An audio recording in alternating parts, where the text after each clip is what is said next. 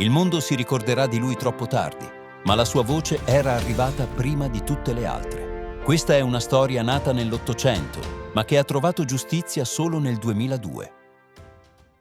Firenze, 13 aprile 1808. In una città che ancora profuma di rinascimento e arte, nasce Antonio Meucci. Fin da bambino, Antonio si mostra curioso verso tutto ciò che lo circonda.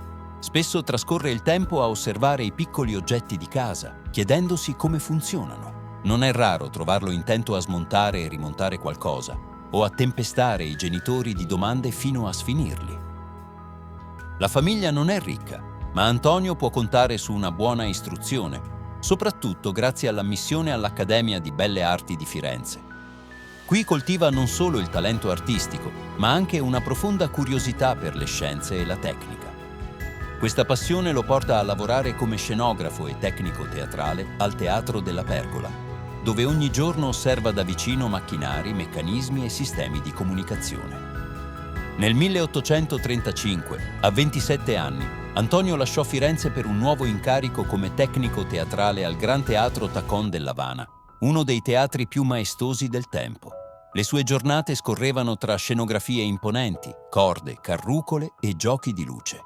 Ma, oltre al lavoro in teatro, Antonio coltivava una crescente passione per l'elettricità e per le nuove tecnologie, dedicando ogni momento libero a piccoli esperimenti e invenzioni, spesso improvvisando con ciò che aveva a disposizione. All'epoca, una parte del teatro era stata trasformata in infermeria per accogliere prigionieri malati. L'Havana era spesso colpita da epidemie e con pochi ospedali disponibili, molti spazi pubblici venivano adattati secondo le necessità. In quel contesto, Antonio conobbe un medico italiano, anche lui emigrato a Cuba, impegnato ogni giorno nell'assistenza di quei prigionieri. Era una persona curiosa, appassionata di scienza, sempre pronta a cercare nuove strade per alleviare le sofferenze dei pazienti. Proprio quel medico raccontò ad Antonio di una tecnica ancora poco conosciuta, l'elettroterapia, ovvero l'uso controllato dell'elettricità per cercare di dare sollievo a chi soffriva. Antonio, incuriosito da quella novità, cominciò ad affiancare il medico durante i trattamenti. Preparavano insieme semplici circuiti, batterie rudimentali, fili di rame, piastre metalliche. L'obiettivo era far passare una lieve corrente elettrica attraverso il corpo dei pazienti, sperando di alleviare dolori e infiammazioni. Un pomeriggio, durante una seduta, accadde qualcosa di inaspettato. Il medico si era momentaneamente allontanato nella stanza accanto, lasciando Antonio vicino ai fili e agli strumenti. Antonio, per gioco, avvicinò la bocca a uno degli estremi del filo e parlò: «Dottore, è tutto pronto di là?» Per un istante nella stanza accanto, il medico sobbalzò. Sentì la voce di Antonio, ma non proveniva dalla porta. Sembrava arrivare dal filo stesso. Il medico tornò subito da Antonio, stupito. «Hai detto qualcosa? Mi è sembrato di sentire la tua voce, ma non ti vedevo». «Sì, ho parlato qui, al filo». Si guardarono perplessi. Era una coincidenza? Un fenomeno inspiegabile? Quella scoperta diventò un'ossessione. Ogni notte la sua mente lavorava senza sosta. Fogli sparsi ovunque, fili arrotolati su tavole di legno, schizzi e formule scritte a mano. Se la voce può viaggiare su un filo, allora non c'è limite. Possiamo parlare a chilometri di distanza senza muoverci.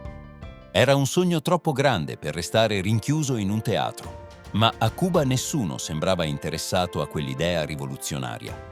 Le autorità erano scettiche, i fondi inesistenti e l'aria cominciava a farsi pesante anche dal punto di vista politico. In più, la salute di Esther, la sua amata moglie, continuava a peggiorare. Soffriva di dolori cronici e la vita sull'isola diventava ogni giorno più difficile per lei.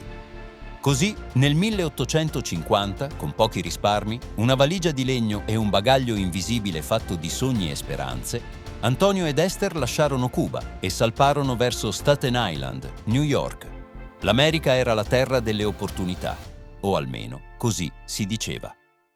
Non ci volle molto perché Meucci trovasse lavoro in una fabbrica di candele gestita da un imprenditore italiano, dove, tra gli operai, spiccava un volto destinato a entrare nei libri di storia, Giuseppe Garibaldi. Sì, proprio lui, il futuro eroe dei due mondi, protagonista dell'Unità d'Italia, che in quel periodo si trovava in esilio a New York dopo il fallimento delle rivoluzioni del 1848. Era un lavoro duro, lontano dai riflettori del teatro o dai campi di battaglia, ma proprio lì, tra stampi e stoppini, nacque un legame fatto di rispetto e solidarietà. Garibaldi parlava delle sue avventure, di mari attraversati e rivoluzioni mancate, del sogno di un'Italia unita. Meucci, curioso e affascinato, gli raccontava dei suoi esperimenti, della voce che poteva correre su un filo e dei sogni portati con sé da Cuba. Si aiutavano come potevano. Garibaldi sosteneva Meucci nella raccolta dei materiali, mentre Meucci offriva sempre un orecchio attento alle speranze dell'amico. Tra il lavoro e la fatica nacque un'amicizia profonda, destinata a durare anche quando le loro strade si sarebbero divise. La sera, Antonio si chiudeva nella sua piccola stanza laboratorio, tra attrezzi improvvisati, batterie artigianali e un pensiero che non lo abbandonava mai. La voce poteva viaggiare anche senza corpo. Fu in quel periodo che Meucci costruì la sua prima linea telefonica domestica per aiutare Esther, costretta a letto al piano di sopra. Utilizzò un filo di rame lungo alcuni metri, isolato con materiali di fortuna, che correva lungo le pareti della casa, dal laboratorio fino alla camera da letto. All'estremità costruì una capsula acustica artigianale, una sottile membrana di pelle animale montata su un piccolo cilindro di legno, con una bobina di filo avvolta attorno a un magnete. Rudimentale ma funzionante. Quando parlava vicino alla membrana, le vibrazioni della voce la facevano muovere, generando una corrente elettrica che viaggiava lungo il filo fino all'altra estremità. Lì, un dispositivo simile riconvertiva il segnale in suono, una voce ovattata ma riconoscibile. Era un sistema semplice ma funzionava davvero. Antonio? Sì, sono io. Mi senti davvero? Sì, è come se fossi accanto a me. Quel momento così semplice e lontano dagli occhi del mondo non fu solo un gesto d'affetto, fu il primo vero uso pratico del telefono nella storia dell'umanità. Dopo quella prima linea telefonica domestica, la vita di Meucci non divenne certo più facile. Staten Island, a metà Ottocento, era un luogo duro. Il lavoro in fabbrica lasciava poco tempo ed energie, i soldi scarseggiavano e la salute di Esther peggiorava ancora. Eppure, Meucci non smise mai di migliorare il suo apparecchio. Ogni giorno, tra le mura della sua casa laboratorio, provava nuovi materiali, modificava le capsule acustiche, cercava un modo per rendere la voce più chiara e udibile anche a distanze maggiori. Ma l'America era anche una terra di concorrenza spietata. Inventori, scienziati e imprenditori si sfidavano ogni giorno a colpi di brevetti e nuove idee, e senza denaro e le conoscenze giuste, nessun progetto poteva diventare realtà. Il telefono di Meucci in quel periodo era ancora solo un esperimento domestico. Nessuna grande azienda era interessata. E ogni richiesta di finanziamento sembrava cadere nel vuoto. Nonostante tutto, Antonio non si arrese. Continuò a lottare, protetto solo dall'affetto di Esther e da un pugno di amici fidati. Ma la sorte era tutt'altro che benevola. Nel 1871, mentre si trovava sul traghetto Westfield per raggiungere Manhattan, Meucci rimase coinvolto in una violenta esplosione che lo lasciò gravemente ferito e impossibilitato a lavorare per mesi.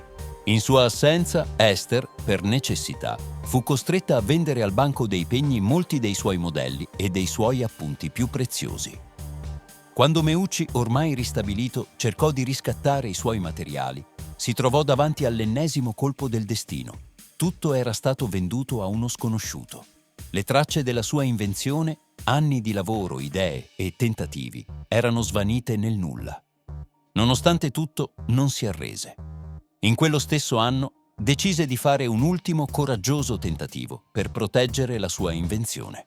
Presentò un caveat, una sorta di pre-brevetto, presso l'Ufficio Brevetti degli Stati Uniti. Il documento, compilato in un inglese incerto e depositato con grande sacrificio economico, avrebbe dovuto garantirgli almeno la paternità del suo telettrofono, nome che lui stesso aveva scelto, per indicare un apparecchio capace di trasmettere la voce umana a distanza attraverso l'elettricità. Ma anche qui la sfortuna tornò a colpire. Meucci non riuscì a rinnovare il caveat oltre il 1874. La tassa annuale era troppo alta per le sue possibilità. Eppure non smise di crederci. conservava la speranza che una grande azienda potesse aiutarlo a sviluppare la sua invenzione. Si rivolse così alla Western Union Telegraph Company, la più potente società di telecomunicazioni dell'epoca. Consegnò loro i suoi disegni, i prototipi, le idee frutto di anni di lavoro, con la speranza che qualcuno ne comprendesse il valore. Ma le settimane passavano, nessuna risposta. Quando Antonio tornò a chiedere notizie, la risposta fu gelida. «Ci dispiace, signor Meucci, non sappiamo dove siano finiti i suoi disegni». Le sue speranze sembravano affondare una dopo l'altra. Il telettrofono di Meucci, frutto di notti insonni, esperimenti, sacrifici, rischiava di scomparire nel nulla. E poi l'amara sorpresa. Pochi anni dopo, un giovane inventore di nome Alexander Graham Bell, che collaborava proprio con la stessa compagnia, presentò domanda di brevetto per un apparecchio sorprendentemente simile. Fu un colpo durissimo, un colpo che non era solo tecnico o legale, era umano, profondo, come se gli avessero sottratto non un'idea, ma una parte di sé. Anni dopo raccolse le sue forze e, con il sostegno di alcuni amici e della comunità italiana di New York, iniziò una lunga battaglia legale per rivendicare la paternità della sua invenzione. Nel 1887 il governo degli Stati Uniti aprì finalmente un'inchiesta sulla reale origine del telefono. Durante il procedimento emerse che Meucci aveva effettivamente depositato i suoi progetti anni prima che Bell presentasse il proprio brevetto. Le testimonianze e i documenti raccolti sembravano dargli ragione. Molti riconobbero che il telettrofono di Meucci anticipava le intuizioni di Bell. Per un breve momento sembrò che la giustizia fosse finalmente vicina. Ma la realtà era ben diversa. Il processo si rivelò lungo, complesso e avvolto da enormi interessi economici. I tempi della giustizia americana si allungarono, le carte si accumularono. Meucci era ormai vecchio, stanco, e la sua salute peggiorava. Non aveva i mezzi per affrontare lunghi anni di battaglie in tribunale contro le potenti compagnie americane. E proprio quando la verità sembrava sul punto di emergere, il processo fu misteriosamente interrotto e tutto venne archiviato, senza che il suo ruolo di inventore del telefono fosse mai riconosciuto ufficialmente. Gli ultimi anni di vita furono segnati dall'amarezza e dalla fatica, ma anche da una straordinaria dignità.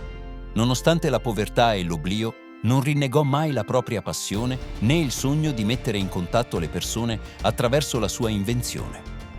Morì nel 1889, senza gloria e senza riconoscimenti, ma con la consapevolezza di aver dedicato tutta la sua esistenza alla ricerca, all'amore per la scienza e a chi gli era accanto. Per più di un secolo, la storia di Antonio Meucci fu dimenticata tra le pieghe della memoria collettiva. Fu solo nel 2002, oltre 100 anni dopo la sua morte, che il Congresso degli Stati Uniti decise finalmente di rendere giustizia al suo nome. Con una risoluzione ufficiale, la Camera dei rappresentanti riconobbe pubblicamente il contributo pionieristico di Antonio Meucci all'invenzione del telefono, dichiarando apertamente che il suo lavoro aveva preceduto quello di Alexander Graham Bell. Era un atto dovuto, ma anche una piccola riparazione alla storia. L'Italia e il mondo intero poterono finalmente rileggere la vita di Meucci per quella che era stata davvero. La storia di un uomo che, contro ogni avversità, aveva creduto che la voce di ognuno meritasse di essere ascoltata. Così si chiude la storia di Antonio Meucci, un inventore dimenticato, un cuore ostinato, un uomo che credeva nella forza delle connessioni umane. E se c'è una lezione che possiamo portare con noi dalla sua vita, è questa: non importa quanto il mondo sembri sordo ai tuoi sogni, continua a credere, a lottare, a creare, perché anche la voce più umile, se guidata dalla passione e dalla perseveranza, può attraversare oceani di silenzio e cambiare per sempre la storia. Grazie per aver condiviso con me questa storia di sogni, sacrifici e coraggio. Scrivi nei commenti la tua opinione o raccontami una storia che ti ha ispirato nella vita. Lascia un like se questo racconto ti ha toccato e iscriviti per non perdere le prossime storie vere che parlano al cuore. Ci vediamo presto!